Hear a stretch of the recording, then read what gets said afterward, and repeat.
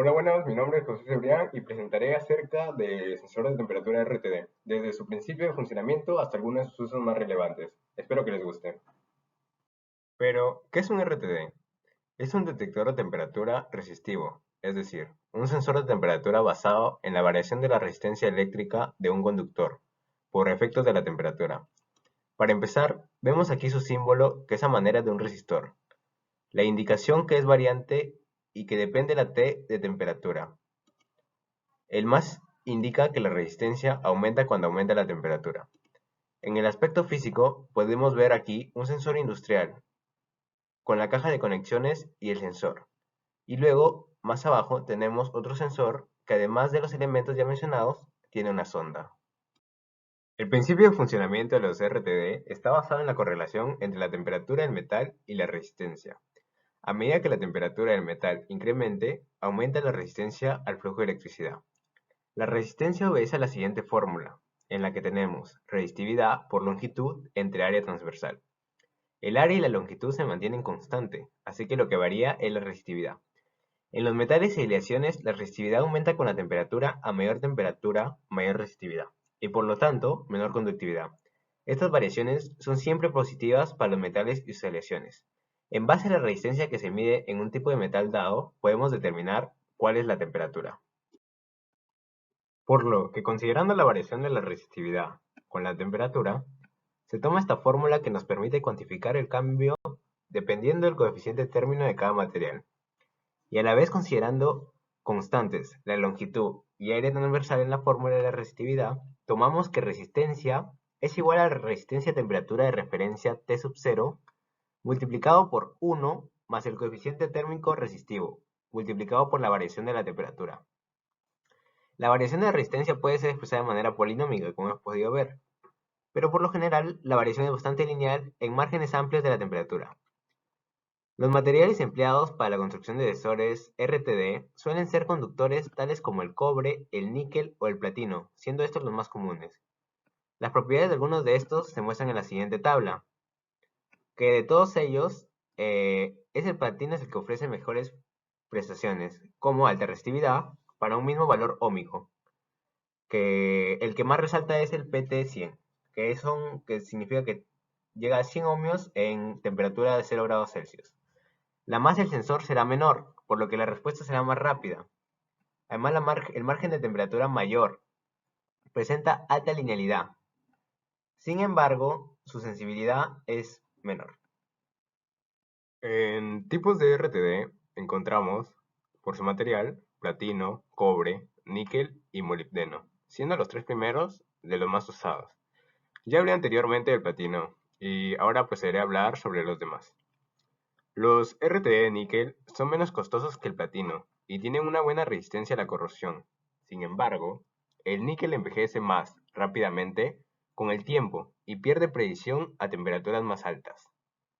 Tienen mayor sensibilidad, aunque no responden linealmente a la temperatura, y presenta problemas de oxidación. Los RTD de cobre tienen la mejor resistencia a la linealidad de temperatura de los tres tipos de RTD. Y el cobre es un material de muy bajo costo. Sin embargo, tiene baja resistividad. Además, por sus características, tiene una ineficiencia a temperaturas mayores a 180 grados, haciendo estrecho su rango de medidas. Luego, encontramos por su estructura. Primero tenemos hilo enrollado. En este hay un hilo enrollado alrededor de un núcleo no conductor, que normalmente es de cerámica.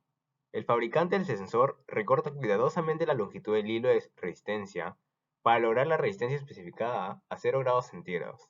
Esto se denomina resistencia R sub 0. Luego se conectan los hilos conductores al hilo de resistencia y a continuación se aplica un recubrimiento de vidrio o cerámica sobre el hilo para protegerlo. A medida que aumenta la temperatura, la longitud del cable de resistencia aumenta ligeramente. En un RTD de elemento en espiral, el hilo de resistencia se enrolla en espirales pequeñas, que se ajustan con holgura, en una forma cerámica que se rellena con polvo no conductor. El cable de la resistencia se expande y contrae libremente a medida que cambia la temperatura, minimizando los errores causados por la tensión mecánica. Los RTD de capa fina se fabrican depositando una fina vía de platino sobre una base cerámica. El fabricante ajusta la resistencia a 0 grados centígrados abriendo derivaciones paralelas en la trayectoria con un rayo láser. Cuantas más derivaciones se abran, mayor será la resistencia a 0 grados centígrados. Por último, tenemos por su conexión, que dependiendo de la predicción que se desea, se aumenta la cantidad de cables usados. Los RTD dos hilos es la configuración más simple y menos costosa. El aplicar este dispositivo proporciona una medida de temperatura acertada, cuando el dispositivo receptor se encuentra conectado directamente sin utilizar cables de extensión. Los de 3 hilos, la sonda se encuentra conectada mediante 3 hilos al puente. De esta forma, la temperatura ni la longitud de los cables afectan la medida. Por último, los RTE de 4 hilos se utiliza para obtener la mayor precisión posible en la medida, como en el caso de los convertidores digitales de temperatura o la calibración de patrones de resistencias. Se pueden utilizar conductores de menor calibre ya que no hay problema con la resistencia del cable.